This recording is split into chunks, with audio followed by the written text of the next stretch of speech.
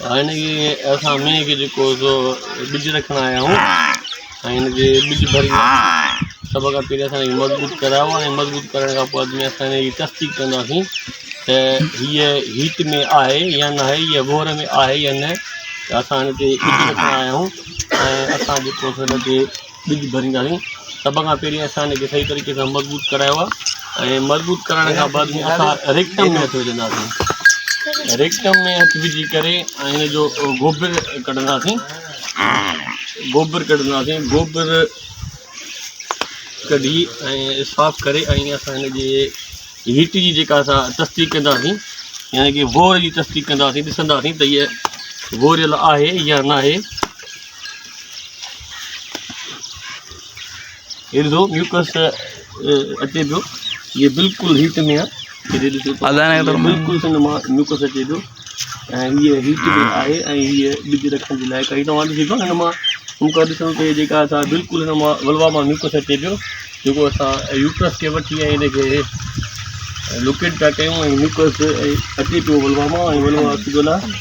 हीअ वोर जी निशानी आहे ऐं हीअ बिल्कुलु वोर में आहे। ऐं हिनखे असां जेको कंटेनर किट जेका असां अवेलेबल ॿुधायो आहे, इन खां पोइ लिड जेको असां कंटेनर जो खोलींदासीं। लिड खोलण खां बाद में असां हिन मां सीमन एक्स्ट्रा कढंदासीं।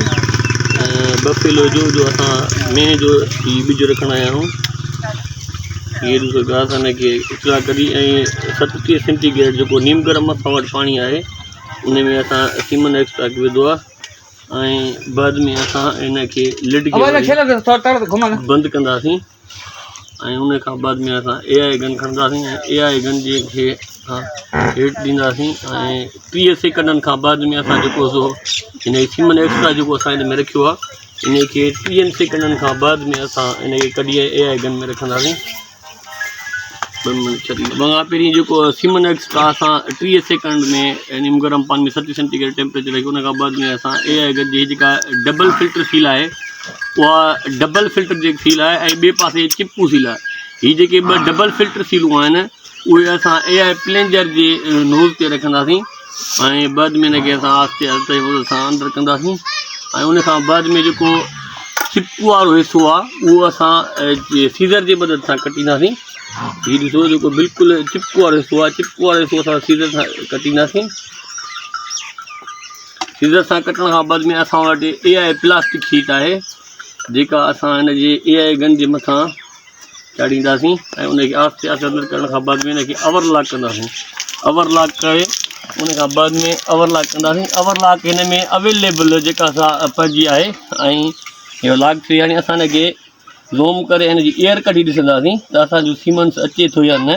हीअ ॾिसो हीअ बिल्कुलु असांजो जेको आहे सीमेंस अचे पियो रेडी आहे। उन खां बाद में असां रेक्टम में हथु विझंदासीं ऐं रेक्टम में हथु विझी करे बाद में असां सर्विस खे पकड़ींदासीं। सर्विस खे पकड़ण खां बाद में असां 90 एंगल ते राड खे करे ऐं वलवा सां क्रॉस कंदासीं।